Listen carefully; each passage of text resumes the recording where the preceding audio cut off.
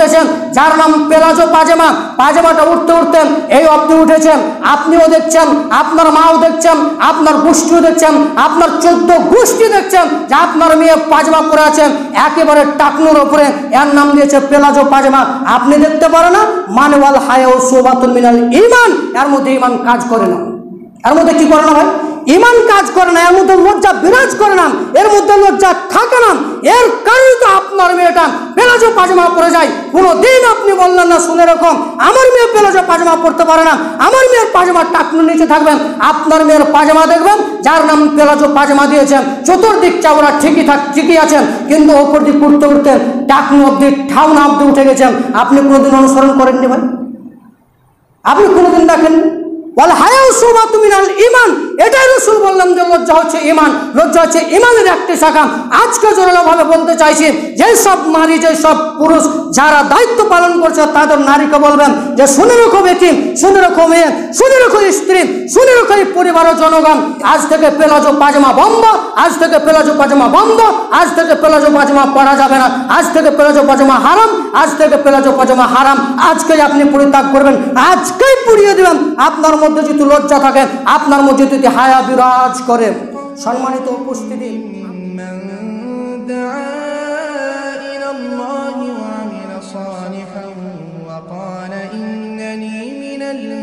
আজকের আলোচনার বিষয় হবে ঈমান।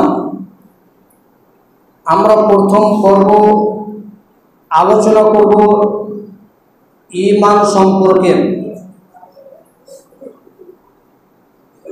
আমরা আলোচনার বিষয়ে জেনে নেব যে আমাদের মধ্যে ঈমান বিরাজ করছে কি করে না।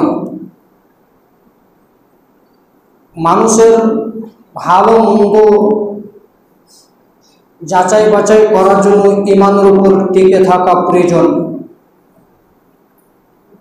ঈমান তাকদীরের সাথে সম্পৃক্ত, আকীদার সম্পর্কে জড়িত।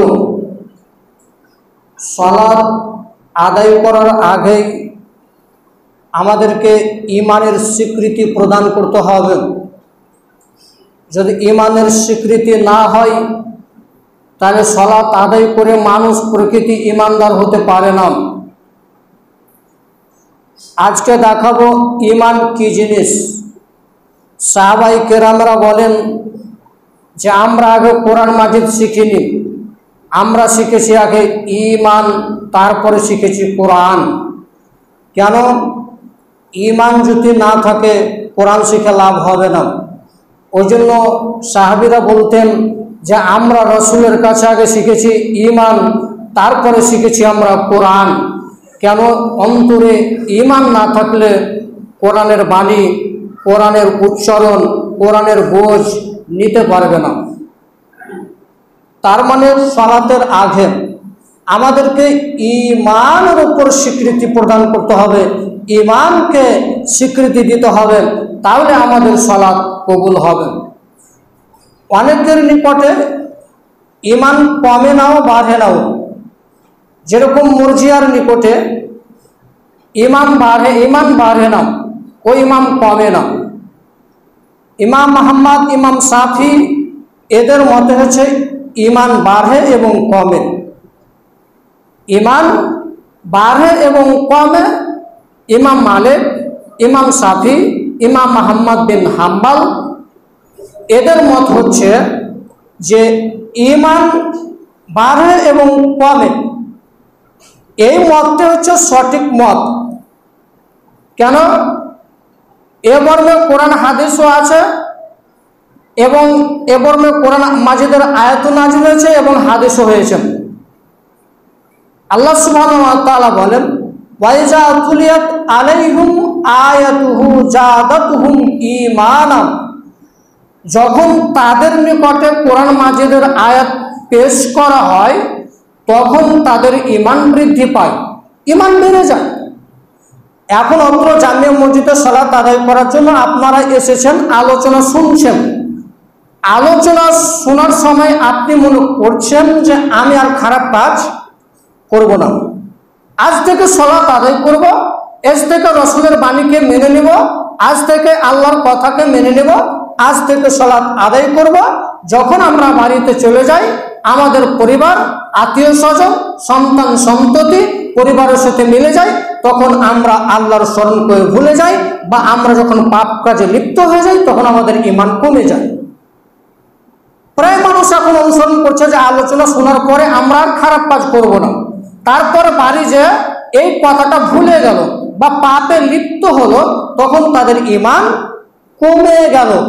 তার মানে কোরআন মাজিদের আয়াত তেলাওয়াত হলে, কোরআন মাজিদের আয়াতকে বিশ্লেষণ করলে, কোরআন মাজিদ পড়লে এর কি হবে? ঈমান বৃদ্ধি পাবে, ঈমান বেড়ে যাবে, ঈমান বৃদ্ধি পাবে, ঈমান বেড়ে যাবে। তার মানে কোরআন মাজিদের বিশ্লেষণ কি করবেন? কোরআন মাজিদ তো আছে কিয়ামতের কথা, কিয়ামতকে একটু বিশ্লেষণ করুন, যে কিয়ামত ভয়াবহ ঘটনা, যেদিন পাহাড়কে টুকরা টুকরা করে দেওয়া হবে। কাল্লা ইজা দুক্কাতিল আরজু দাক্কান দাক্কা, একটি পাহাড়কে আরেকটি পাহাড়ে টক্কর দিয়ে পাহাড় যেদিন টুকরো টুকরো হয়ে যাবে, সে তো কোরআন মাজিদের আয়াত আছে। এই কথা শুনে মানুষ এর উপর ভয়ভীত করবে, যখনই এর উপর ভয়ভীত করবে তখন তাদের ঈমান বাড়বে। আর কি আছে? যেদিন তাদের হিমালয় পাহাড়গুলো যেরকম তুলাকে ধুলানো হয় এবং তুলা থেকে কিছু উড়ে যায় হালকা, ওই ধনুকের যে উড়ে চলে যায় ওরকম টুকরা টুকরা পাহাড় হয়ে যাবে, আটা আটা হয়ে উড়বে। সেই কিয়ামতের কথা আছে। কিয়ামতের কথা কি আছে কোরআন মাজিদে? ইজাস সামাউ ফাতারাত, যখন আসমান ফেটে যাবে, আসমান চৈচুর হয়ে যাবে, সূর্য আলোহীন হয়ে যাবে, চন্দ্র কোনোদিন কাজ করবে না, সেই কিয়ামতের কথা কোরআন মাজিদে আছে। যখন কোরআন মাজিদের আয়াতগুলো তেলাওয়াত করবে, বিশ্লেষণ করবে, ওয়াজাদাতহুম ঈমানা, তখন তাদের ঈমান বৃদ্ধি পাবে, তখন তাদের ঈমান লাভ করবে। আর ঈমান কিভাবে কমে যায়, কিভাবে জানবেন? এখন আপনি সিডি দেখছেন, সিনেমা দেখছেন, ফিল্ম দেখছেন, আরো কোনো খারাপ কাজ করছেন, অশ্লীল ফিল্ম দেখছেন, আরো কত কোনো কাজ করছেন, তখন আপনার ঈমান কমে যাচ্ছে। আপনার মধ্যে যদি ঈমান থাকতো, আপনার মধ্যে যদি ঈমান থাকতো, আপনি স্বীকৃতি প্রদান করেছেন যে আমি আল্লাহকে মেনে নিয়েছি, আমি রাসূলকে মেনে নিয়েছি, এটা স্বীকৃতি প্রদান করেছেন। এই স্বীকৃতির ওপর যদি আপনি অটল থাকতেন, এই স্বীকৃতির ওপর যদি আপনি টিকে থাকতেন, তাহলে আপনার দ্বারা খারাপ কাজ হতো না। কারণ আপনার মধ্যে ঈমান বিরাজ করছে, আপনার মধ্যে ঈমান রয়েছেন। তো এই ঈমান থাকার কারণে একটি মানুষ ঈমান অবস্থায় চুরি করতে পারে না। যখন সে চুরি করে তখন সে ঈমান থাকে না, তার মধ্যে ঈমানদারি আর থাকে না। একটা মানুষ জেনা করে, যখন সে জেনা করে তার মধ্যে ঈমান থাকে না। জেনা করতে পারে না ঈমান থাকলে, তার মধ্যে যদি ঈমান থাকে তাহলে ওই লোকটি চুরি করতে পারে না, ওই লোকটি জেনা করতে পারে না। যখন লোকটি চুরি করে, যখন লোকটি জেনা করে, যখন লোকটি সুদ খায়, যখন লোকটি সিনেমা দেখে, যখন লোকটি অশ্লীল ফিল্ম দেখে, যখন লোকটি অশ্লীল গালিগুলোজ করে, তখন তার মধ্যে ঈমান থাকে না। তার মানে এই আয়াত দ্বারা বুঝাতে চাইছে যে ঈমান বাড়ে এবং ঈমান কমে। মুরজিয়াদের কথা বাতিল, মুরজিয়াদের কথা বাতিল। ওরা বলেছে ঈমান বাড়ে নাও কমে নাও। মনে রাখবেন যে কোন জিনিস বাড়া কমা হচ্ছে সেটা বেশিও হতে পারে কমও হতে পারে। তার মানে ইমাম শাফি, ইমাম আহমদ, ইমাম মালিক এনাদের মত হচ্ছে ঈমান বাড়ে এবং ঈমান কমে, যেটা কোরআন মাজিদের আয়াত থেকে প্রমাণিত হচ্ছে। আল্লাহ সুবহানাহু ওয়া তাআলা বলেন, وَمَن يَكْفُرْ بِالْإِيمَانِ فَقَدْ حَبِطَ عَمَلُهُ وَهُوَ فِي الْآخِرَةِ مِنَ الْخَاسِرِينَ। আর যারা ঈমানকে প্রত্যাখ্যান করলো, ঈমানকে প্রত্যাখ্যান করলো, তাদের কর্ম বিনষ্ট বা তাদের নিষ্ফল হলো, তাদের যত আমল করেছিল সমস্ত আমল বাতিল হলো, সমস্ত আমল বাতিল। যা কিছু করেছিলেন, যদি ঈমানকে আপনি প্রত্যাখ্যান করেন, যদি রাসূলকে রাসূল বলে স্বীকৃতি না প্রদান করেন, যদি আল্লাহকে সত্য বলে না স্বীকৃতি প্রদান করেন, তাহলে আপনার আমল বাতিল হয়ে যাবে। ওয়া হুয়া ফিল আখিরাতি মিনাল খাসিরিন, এবং আপনি অন্তর্ভুক্ত, অর্থাৎ ক্ষতিগ্রস্তদের অন্তর্ভুক্ত হবেন, খারাপ মানুষদের অন্তর্ভুক্ত হবেন, আপনি খাসিরিন মেশো হয়ে যাবেন। আল্লাহ তাআলা ওটা বলছেন ওয়াফিল আখিরাতি মিনাল খাসিরিন, আপনি হয়ে যাবেন যারা ক্ষতিগ্রস্ত হয়ে গেছে, যারা বরবাদ হয়ে গেছে, তাদের অন্তর্ভুক্ত হয়ে যাবেন। তাহলে এর দ্বারা প্রমাণিত হচ্ছে যে যারা ঈমানকে প্রত্যাখ্যান করলো, আমরা রাসূলকে স্বীকৃতি প্রদান করলাম না, আল্লাহকে আল্লাহ বলে মানলাম না, তাদের ঈমান, তাদের আমল, তাদের সালাত, তাদের হজ, তাদের যাকাত, তাদের দান, তাদের যত ভালো কাজকর্ম আছে সমস্ত আমল বাতিল হয়ে যাবে। তাহলে স্বীকৃতি প্রদান করা, ঈমান মানে হচ্ছে কি বিশ্বাস নয়, ঈমান মানে হচ্ছে স্বীকৃতি প্রদান করা, মুখে স্বীকৃতি প্রদান করা যে আল্লাহ এক এবং মুহাম্মদ সাল্লাল্লাহু আলাইহি ওয়াসাল্লাম আল্লাহর রাসূল, এটা স্বীকৃতি প্রদান করা। আমরা ধীরে ধীরে আসবো যে ঈমান স্বীকৃতি প্রদান করা, অন্তরে বিশ্বাস করা, মুখে উচ্চারণ করা, এগুলো আমরা আলোচনা নিয়ে আসবো। শেষ পর্যায়ে একটা আলোচনা থাকবে যে কি কি কারণে একজন মানুষ মুসলমান থেকে বের হয়ে যায়, মানে ঈমান ভঙ্গের কারণ, নাওয়াকিজুল ইসলাম, এটা একটা আলোচনা থাকবে যে কি কি কারণে মানুষ মুসলমান থেকে বের হয়ে যায়। আমরা প্রকৃতি মুসলমান আছি, কিন্তু যে কাজ, যে কর্মগুলো করলে আপনি ইসলাম থেকে, আপনি দ্বীন ইসলাম থেকে বের হয়ে যাবেন। আমরা একটু ঈমান দেখাই, ঈমান কি দেখেন। আন ইবনে উমর ইবনে খাত্তাব রাদিয়াল্লাহু তাআলা আনহু قال বাইনাহুমা নাহানু ইনদা রাসূলুল্লাহ সাল্লাল্লাহু আলাইহি ওয়াসাল্লাম। একদা আমরা রাসূলের নিকটে ছিলাম, সবাই আমরা রাসূলের নিকটে ছিলাম। জাতা ইয়াউমিন ইজা তালাত আলাইনা রাজুলুন, এমন সময় এক জৈনক ব্যক্তি আমাদের নিকটে আসলেন। আসাটা আমরা অনুভব করতে পারলাম না, এলো কোথা থেকে এটা আমরা জানি না। রাস্তার গতিও দেখলাম না যে তিনি রাস্তা থেকে হেঁটে আসলেন, এটা আমরা বুঝতে পারলাম না, কিন্তু একটি লোক আমাদের নিকটে আসলো।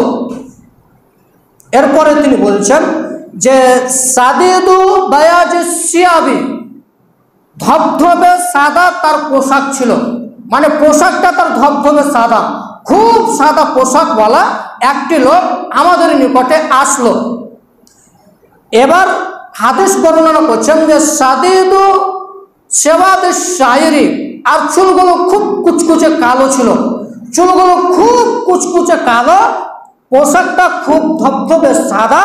এরকম একটা পোশাক পরে এক জৈনক ব্যক্তি আমাদের নিকটে আসলো।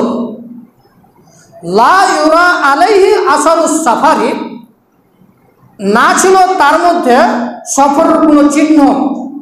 যে লোকটি যে সফর করে আসলো, তো যে তার গা, তার চুল যে উস্কো খুস্কো হবে, তার পোশাকে যে ধুলাবালু লেগে থাকবে, বা চুলগুলো কোকড়া হবে, বা টেরাউচা হবে, বা গা হাতে ধুলাবালু লেগে থাকবে, লা ইউরা আলাইহি আসারুস সাফারি, তার মধ্যে আমরা সফরের কোনো চিহ্ন দেখতে পেলাম না। তার পোশাক ঠিকই ছিল, তার চুলগুলো ঠিকই ছিল, তার জামা পোশাক ঠিকই আছে, তার হাতগুলো ঠিকই আছে, পাগুলো সব কিছু ঠিকই আছে। মনে রাখবেন, একটা মানুষ যখন সফর করে তখন তাদের চুলগুলো এলোমেলো হয়ে যায়, পোশাকটা কালো হয়ে যায়, গায়ে শরীরে ময়লা ধরতে পারে। তো লোকটাকে দেখলাম যে তার শরীরে কিছু নেই, চুলগুলো কালো কুচকুচে সাদা ধবধবে পোশাক পরে আমাদের নিকটে আসলো। এরপরে তিনি বলছেন লা ওয়ালা ইয়ারা ওয়ালা ইয়ারিফুহু মিন্না আহাদুন, আমাদের মধ্যে এই লোকটিকে কেউ চিনতে পারলেন না, কেউ দেখেনি।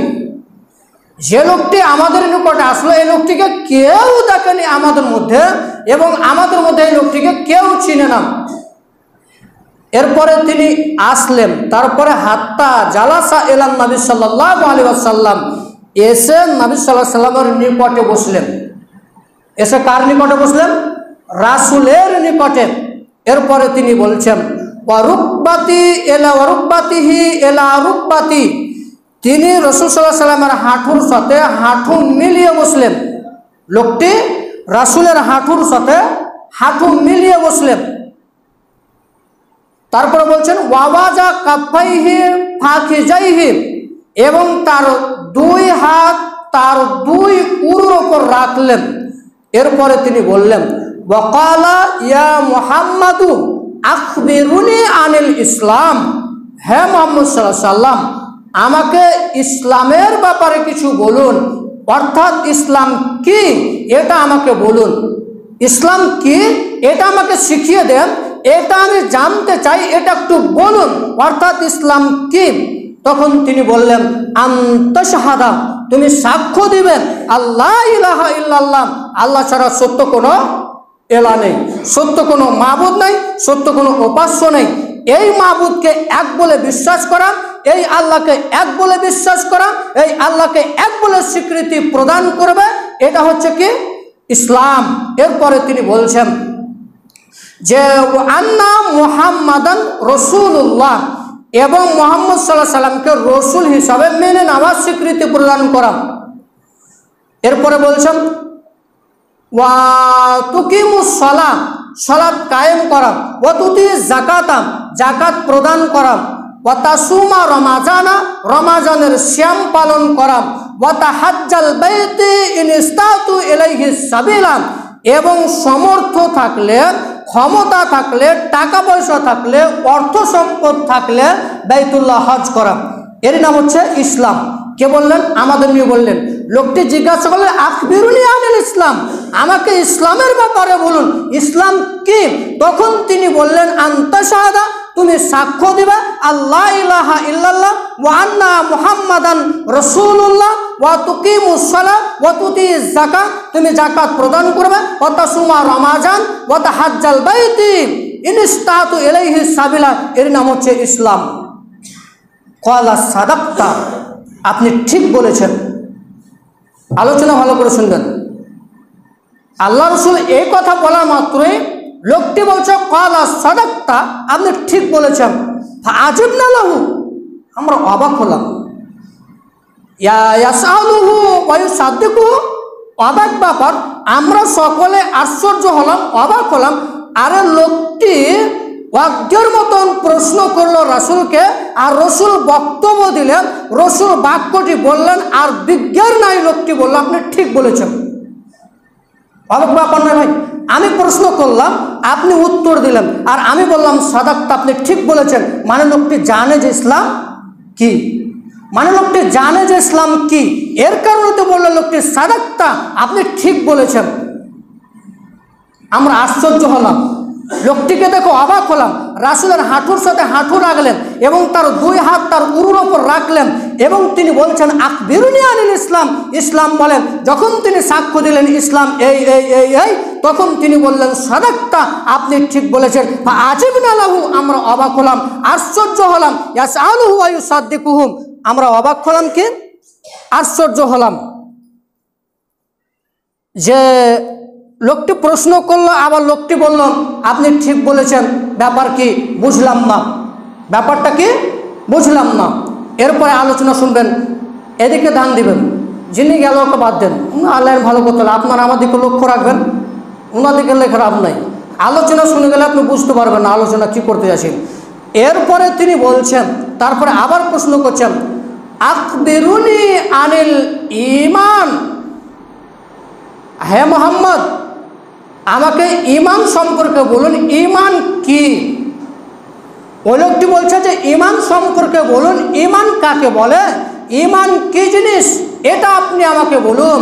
তখন তিনি বলছেন আন তুমিনা বিল্লাহি ওয়া মালাইকাতিহি ওয়া কুতুবিহি ওয়া রাসূলিহি ওয়াল ইয়াউমিল আখিরি ওয়াল কদরি খাইরি ওয়া শাররিহি।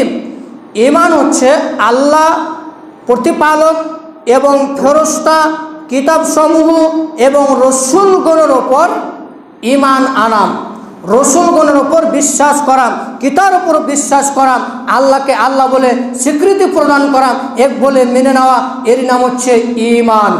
শুনে রাখো। এরপরে তিনি বলছেন ওয়াল কদরি খাইরি ওয়া শাররিহি, তিনি বলছেন যে এটাও তোমরা বিশ্বাস করবা তাকদীরের ওপর ঈমান নিয়ে আসবে। কার ওপর? তাকদীরের ওপর ঈমান। তাকদীরের ওপর ঈমান মানে আপনি মনে করছেন যে আমি ধুলিয়ান বাজার না গেলে বাসে আমি অ্যাক্সিডেন্ট হতাম না, আপনি মনে করছেন যে আমি বাজারে না গেলে আমার এই ঘটনা ঘটতো না, কিন্তু আপনার তাকদীর এটা লিখে দেওয়া হয়েছে, আপনার তাকদীর এটা লিখে দেওয়া হয়েছে, তাকদীরের বাইরে কোনো কিছু হবে না। যেটা ভালো হবে সেটাও তাকদীরে লেখা আছে, যেটা খারাপ হবে সেটাও তাকদীরের ওপর লেখা আছে। অতএব আপনাকে তাকদীরের ওপর কি রাখতে হবে? ঈমান রাখতে হবে। ওয়া তুমিনা বিল কাদারি খায়রিহি ওয়া শাররিহি, এবং তোমরা তাকদীরের উপর ঈমান রাখো, ভালো এবং মন্দর উপর। তোমার তাকদীর খারাপ হতে পারে, ভালোও হতে পারে। তুমি কথা বলো না যে আমি অমুক জায়গা না গেলে আমার এই হতো না, ডক্টর ভালো তাই আমার বাচ্চা বেঁচে গেল, এর উপর অটল থাকবে না। তাকদীরের ঘাটতি রয়েছে, আপনার আকীদার ঘাটতি রয়েছে। আপনি আকীদাকে শুদ্ধ করুন, আপনি আকীদাকে ঠিক করুন, আপনি তাকদীরকে ঠিক করুন, ইনশাআল্লাহ আপনার ইবাদত কবুল হবে। আপনার তাকদীরের মধ্যে যদি শিরকি থাকে, আপনার ঈমানের মধ্যে যদি শিরকি থাকে, আপনার ইবাদত করে 5 পয়সা লাভ হবে না। তাহলে সর্বপ্রথম যে বাক্যটা আমরা বলতে চাইছি, আগে তাকদীরের উপর ঈমান নিয়ে আসেন, তাকদীরের উপর টিকে থাকেন, তারপর আপনি সালাত আদায় করে দেখেন, দেখবেন যে তাকদীরের উপর ঈমান থাকলে বাকি কাজগুলো কি হয়ে যাবে, সফলতা হয়ে যাবে। সম্মানিত উপস্থিতি, এরপরে লোকটি বলছে সাদাক্তা, আপনি ঠিক বলেছেন। ওরা পুরো অবাক হলাম, আশ্চর্য ব্যাপার। লোকটি প্রশ্ন করছে, লোকটি বলছে আপনি ঠিক বলেছেন, সত্য বলেছেন, আপনি ঠিক বলেছেন, তাকদীরের উপর ঈমান রাখতে হবে, ভালো মন্দের উপর, আপনি এটা ঠিক বলেছেন। এরপরে বলছেন আখবিরুনি আনিল ইহসান, আল্লাহ রসুল আমাকে ইহসান সম্পর্কে বলুন। ইহসান কি, ইহসান কাকে বলে এটা একটু বলুন। তখন তিনি বলছেন যে ইহসান কি, শুনে রাখো, আনতাবুদাল্লাহ, তুমি এমনভাবে আল্লাহর ইবাদত করবে, তুমি এমনভাবে আল্লাহর ইবাদত করবে যে ফাইন্নাহু ইয়ারাক, যেন তুমি তাকে দেখছো। তুমি সালাত আদায় করছো, তুমি তোমার প্রতিপালককে দেখছো, এই নিয়ে তো তুমি সালাত আদায় করো। আল্লাহ রাসূল কি বলছেন, যে তুমি এমন অবস্থায় সালাত আদায় করো মনে হচ্ছে তুমি তোমার প্রতিপালককে কি করছো, দেখছো। ফাইল্লাম তাকুন ইয়ারা, যদি তুমি না দেখছো কিন্তু নিশ্চয় তোমার প্রতিপালক দেখছেন। যদিও তুমি তাকে না দেখতে পাচ্ছ, তোমার প্রতিপালককে তুমি না দেখতে পাচ্ছ, তো আল্লাহ রাসূল বলেন ফাইন্নাহু ইয়ারাকা, নিশ্চয়ই তিনি তোমাকে, তোমার রব দেখছেন তুমি কিভাবে সালাত আদায় করছো। মানে ইবাদতের মধ্যে এমন খুশি এবং খুজু থাকতে হবে, ইবাদতের মধ্যে এমন একটা খুশি এবং খুজু থাকতে হবে যে তুমি তোমার প্রতিপালককে দেখছো। আর এটাও যদি তুমি মনে না করা, ফাইন্নাহু ইয়ারাকা, তোমার প্রতিপালক তোমাকে নিশ্চয়ই দেখছেন। আপনি সালাত আদায় করছেন, আপনার প্রতিপালক দেখে না, ওকে জাগান ভাই, ভালোভাবে বসান, ক্ষেত পরিবর্তন করেন। আপনি যদি ঘুমাবেন, তাকদীরের ওপর আলোচনা হচ্ছে, আপনি যদি ঘুমাবেন তাহলে আপনাকে আমি কি তাকদীর শিখাবো, আপনাকে আমি কি ঈমান শিখাবো? আপনাকে তো আমি শিখাতে এসেছি ঈমান। আপনি ঈমান শিখেন, তাকদীর শিখেন। আর ঈমান আর তাকদীর যদি সঠিক না হয়, সারা জিন্দেগি সালাত আদায় করেন, 5 পয়সা লাভ হবে না, 5 পয়সা লাভ হবে না। তাকদীরের উপর ঈমান রাখবেন এবং ঈমান রাখবেন, তাহলে আপনার সালাত সঠিক হবে। যদি তাকদীর ঠিক না থাকে, ঈমান ঠিক না থাকে, তাহলে আপনার ইবাদত কবুল হবে না। তারপরে লোকটি বলছেন সাদাক্তা, আপনি ঠিক বলেছেন। অনেক প্রশ্ন করা হয়েছিল, তারপরে তিনি বললেন আখবিরুনি আনিস সাআহ, কিয়ামত সম্পর্কে বলুন, কিয়ামত কখন হবে। তখন তিনি আমাদের নবী বলেছেন যে কিয়ামত কখন হবে এই ইলম, এই বিদ্যা আমার থেকে যিনি প্রশ্ন করছেন উনি বেশি জানেন। আবার আলোচনা বুঝুন, আখবিরুনি আনিস সাআহ, কিয়ামত কবে হবে এটা বলুন। তখন আমাদের নবী বলছেন যিনি আমাকে প্রশ্ন করছেন কিয়ামত কবে হবে এটা উনি বেশি জানে, আমি জানি না। মানে যিনি প্রশ্ন করছে উনি বলতে পারেন যে উনি জানতে পারে যে কিয়ামত কবে হবে, আপনার থেকে আমি বেশি জানি না কিয়ামত কবে হবে।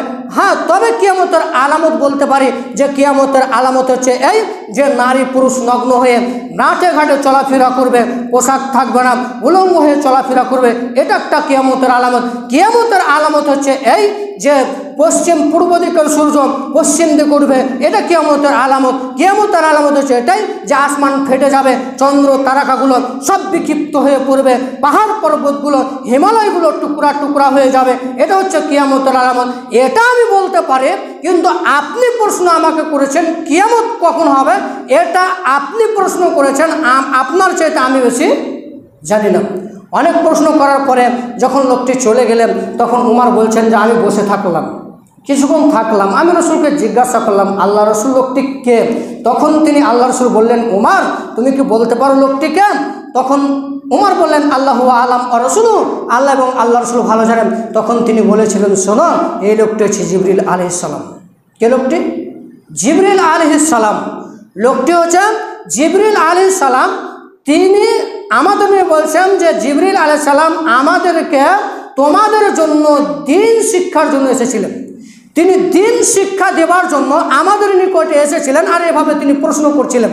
তার মানে যিনি এসেছিলেন ধলো সাদা ধবধবে কালো কুচকুচা চুলওয়ালা, উনি হচ্ছে জিবরাইল, আমাকে দিন শিখাতে এসেছিলেন। আল্লাহ আমাদের ঈমানের উপর টিকে থাকার তৌফিক দান করুন, আল্লাহুম্মা আমিন। আলহামদুলিল্লাহ ওয়াহদা ওয়াসসালাতু ওয়াসসালামু আলা মান লা নাবিয়্যা বা'দা। আমরা আলোচনা করছিলাম ঈমান। আন আবি হুরায়রা রাদিয়াল্লাহু তাআলা আনহু قال قال রাসূলুল্লাহ সাল্লাল্লাহু আলাইহি ওয়াসাল্লাম, আবু হুরায়রা রাদিয়াল্লাহু তাআলা আনহু বলেন, রাসূলুল্লাহ সাল্লাল্লাহু আলাইহি ওয়াসাল্লাম বলেছেন, আল ঈমানু বিজুহুন ওয়া সাবউনা শুবাতাম মিনাল ঈমান। পৃথিবীর মানুষ শুনে রেখো, ঈমানের 70টি অধিক শাখা রয়েছে। ঈমানের 70টির অধিক শাখা প্রশাখা রয়েছে। ফাআফজালুহা, তার মধ্যে সবচেয়ে উত্তম ঈমানের শাখা হচ্ছে 70টার মধ্যে সবচেয়ে উত্তম শাখা হচ্ছে আল্লাহ ইলাহা ইল্লাল্লাহ, এর স্বীকৃতি প্রদান করা যে আল্লাহ ছাড়া সত্য কোনো ইলাহ নেই, সত্য কোনো মাবুদ নেই, এটা স্বীকৃতি প্রদান করা। আফজালু, এটা হচ্ছে সর্বপ্রথম, এটা হচ্ছে উত্তম ঈমান।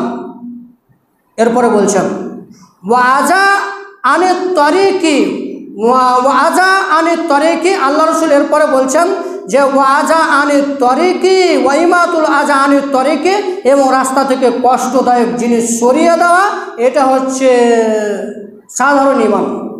70টার মধ্যে এটা হচ্ছে সাধারণ ঈমান, হচ্ছে যে রাস্তা থেকে কষ্টদায়ক জিনিস কি করে দেওয়া, সরিয়ে দেওয়া, কাটাখোঁজ সরিয়ে দেওয়া, রাস্তাকে পরিষ্কার রাখা, রাস্তাকে নোংরা না করা, একেবারে রাস্তা পরিষ্কার রাখবেন যাতে কোনো মানুষ যাতায়াত করেন, যাতে কোনো মানুষ চলাফেরা করেন, যাতে মানুষের কষ্ট না হয়, যাতে মানুষের আঘাত না লাগে। রাস্তা এমন করে দিয়েছেন যে রাস্তা দিয়ে চলা যায় না, এমন রাস্তা করে দিয়েছেন যে রাস্তা দিয়ে চলা গেলে বন্ধ করেন, যে রাস্তা দিয়ে চলাফেরা করলেন বন্ধ করেন, এমন রাস্তা দিয়ে মানুষ চলাফেরা করলে মানুষ কষ্ট পায়, মানুষ ব্যথা পায়, মানুষ কষ্ট পায়। এর কারণে তো আমাদের নবী বলছেন যে সাধারণ ঈমান হচ্ছে রাস্তাকে পরিষ্কার করা। রাস্তাকে কি করা ভাই? পরিষ্কার করা, এটা সাধারণ ঈমান। 70টার মধ্যে সাধারণ ঈমান হচ্ছে রাস্তা থেকে কষ্টদায়ক এবং রাস্তাকে পরিষ্কার করা, রাস্তাকে প্রসারিত করা, এটা হচ্ছে সাধারণ ঈমান। দুটি বাক্য বলার পরে 3 নম্বর বাক্যটি আল্লাহ রাসূল আবার বলছেন, কি বলছেন? ওয়াল হায়াউ শুবাতুম মিনাল ঈমান, আর লজ্জা হচ্ছে ঈমানের একটি শাখা। এই বাক্যটা আরো দামি, ওই দুটি বাক্য থেকে এই বাক্যটি আরো দামি। কিভাবে দামি? ওয়াল হায়াউ শুবাতুম মিনাল ঈমান, লজ্জা আছে যার সেই তো সালাত আদায় করেন, হায়া শরম আছে যার সেই তো সালাত আদায় করেন। যার লজ্জা লাগে, যার হায়া লাগে, সে তো রাস্তাকে পরিষ্কার করেন। এই রাস্তা দিয়ে মানুষ চলাচল করবে, মানুষ আমাকে ঘৃণা করবে। আব্দুর রহমানের বাড়ির রাস্তা ঠিক নয়, আব্দুর রহমানের বাড়ির রাস্তা ঠিক নয়, একেবারে নোংরা করে রাখেন, তো আব্দুর রহমানের তো মান সম্মান গেল। এর তো লজ্জা লাগবে, এর তো হায়া লাগবে। এরপরে আল্লাহ রাসূল 3 নম্বর বাক্যটি বললেন ওয়াল হায়াউ শুবাতুন মিনাল ঈমান, এবং লজ্জা হচ্ছে ঈমানের একটি শাখা।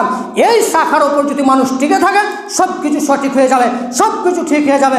লজ্জা আছে যার সেই তো রাস্তা দিয়ে চলাচল করতে পারে না, লজ্জা নেই যার সেই তো রাস্তা দিয়ে চলাচল করেন, ঈমান নেই যার সেই তো উলঙ্গ হয়ে নারী পুরুষ চলাফেরা করেন। এখন এক প্রকারের নারীদের পোশাক উঠেছেন যার নাম পেলাজো পাজামা। পাজামাটা উঠতে উঠতে এই অবধি উঠেছেন, আপনিও দেখছেন, আপনার মাও দেখছেন, আপনার গোষ্ঠীও দেখছেন, আপনার 14 গোষ্ঠী দেখছেন যে আপনার মেয়ে পাজামা পরে আছেন একেবারে টাকনুর ওপরে, এর নাম দিয়েছে পেলাজো পাজামা। আপনি দেখতে পারেন না, মানে ওয়াল হায়াউ শুবাতুন মিনাল ঈমান, এর মধ্যে ঈমান কাজ করে না। এর মধ্যে কি করে না ভাই? ইমান কাজ করে না, এর মধ্যে লজ্জা বিরাজ করে না, এর মধ্যে লজ্জা থাকে না, এর কারণে তো আপনার মেয়েটা প্লাজো পাজামা পরে যায়। কোনো দিন আপনি বললেন না, শুনে রাখুন, আমার মেয়ে প্লাজো পাজামা পরতে পারে না, আমার মেয়ের পাজামার টাকনুর নিচে থাকবেন। আপনার মেয়ের পাজামা দেখবেন যার নাম প্লাজো পাজামা দিয়েছেন, চতুর্দিক চাওড়া ঠিকই আছেন, কিন্তু ওপর দিক উঠতে উঠতেন টাকনু অব্দি ঠাউনা অব্দি উঠে গেছেন। আপনি কোনোদিন অনুসরণ করেননি ভাই? আপনি কোনোদিন দেখেন? বলে হায়াও সুবাতু মিনাল ঈমান, এটাই রাসূল বললাম যে লজ্জা হচ্ছে ঈমান, লজ্জা হচ্ছে ঈমানের একটি শাখা। আজকে জোরালোভাবে বলতে চাইছি, যেই সব নারী, যেই সব পুরুষ যারা দায়িত্ব পালন করছে তাদের নারীকে বলবেন যে শুনে রাখো বেটি, শুনে রাখো মেয়ে, শুনে রাখো স্ত্রী, শুনে রাখো এই পরিবারের জনগণ, আজ থেকে প্লাজো পাজামা বন্ধ, আজ থেকে প্লাজো পাজামা বন্ধ, আজ থেকে প্লাজো পাজামা পরা যাবে না, আজ থেকে প্লাজো পাজামা হারাম, আজ থেকে প্লাজো পাজামা হারাম। আজকেই আপনি পরিত্যাগ করবেন, আজকেই পুড়িয়ে দেবেন। আপনার মধ্যে যদি লজ্জা থাকে, আপনার মধ্যে যদি হায়া বিরাজ করে। সম্মানিত উপস্থিতি, আমরা আলোচনা করছিলাম লজ্জা। এরপরে একটা হাদিস বলে আমরা শেষের দিকে চলে আসবো, যেহেতু সময় শেষ। আনাস রাদিয়াল্লাহু তাআলা আনহু বলেন, রাসূলুল্লাহ সাল্লাল্লাহু আলাইহি ওয়াসাল্লাম বলেছেন, সালাসুন, আল্লাহ রাসূল বলছেন যে তিনটি গুণের, যে লোকের তিনটি গুণের সমাবেশ ঘটবে, যে লোকের মধ্যে তিনটি গুণ থাকবে, সেই ইমানের প্রকৃতি স্বাদ পেয়েছে। সেই ইমানের কি পেয়েছে? প্রকৃতি স্বাদ পেয়েছে। এক, মান কান আল্লাহু ওয়া রাসূলুহু, আল্লাহ এবং আল্লাহ রসুলকে ভালোবাসা। কাকে ভালোবাসা? আল্লাহ এবং আল্লাহ রসুলকে ভালোবাসা। আহাব্বা মিম্মা সিওয়াহুমা, কেমন ভালোবাসা? দুনিয়ার সকল কিছুতে অধিক প্রিয় ভালোবাসা। বাপ থেকে রাসূলকে বেশি ভালোবাসাম, মা থেকে রাসূলকে বেশি ভালোবাসাম, ছেলে থেকে পিতা বেশি ভালোবাসাম। একজন সাহাবী আল্লাহ রসুলকে গালি দিচ্ছিলেন, তখন গালি দেওয়া মাত্রই এই সাহাবী তার পিঠে চাকু ঢুকিয়ে দিলেন, তালোয়ার ঢুকিয়ে দিলেন। কেন? আমার রাসূলকে গালি দিয়েছেন। তার মানে তার পরিবার থেকে, তার স্ত্রী থেকে রাসূলের মহব্বত বেশি। যার মধ্যে রাসূলের মহব্বত নেই, যার পরিবার থেকে রাসূলকে ভালোবাসতে পারে না, যার পিতা থেকে রাসূলকে বেশি ভালোবাসতে পারে না, যার পরিবার থেকে রাসূলকে বেশি ভালোবাসতে পারে না, ওই প্রকৃতি ইমানের স্বাদ পায়নি। 2 নম্বরে তিনি রাসূল সাল্লাল্লাহু আলাইহি ওয়াসাল্লাম বললেন যে ওয়ামান আহাব্বা আবদান ইল্লা লিল্লাহ, এবং মানুষকে ভালোবাসবে একমাত্র আল্লাহর উদ্দেশ্যে। মানুষকে ভালোবাসবে, মানুষের সাথে প্রেম প্রীতি মহব্বত রাখবে একমাত্র আল্লাহর উদ্দেশ্যে।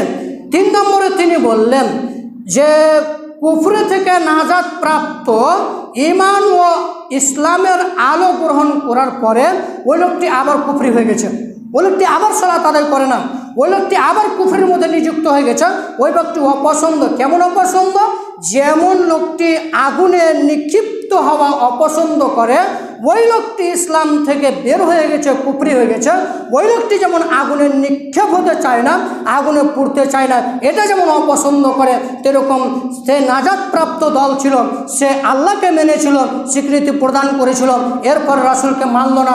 এ হচ্ছে সব থেকে খারাপ, এ হচ্ছে সব থেকে খারাপ। অতএব যারা কুফরি থেকে নাজাত প্রাপ্ত পেলে ইসলামের আলো দিকে তারা সমাবেশ ঘটল, এই লোকটি ইমানের স্বাদ পেয়েছেন। এই লোকটির দ্বারা আর কোনোদিন ভুল হবে না। এই লোকটি ইমান পেয়েছেন, এই লোকটি সঠিক রাস্তা পেয়েছেন। আমরা পরবর্তী আলোচনা করব।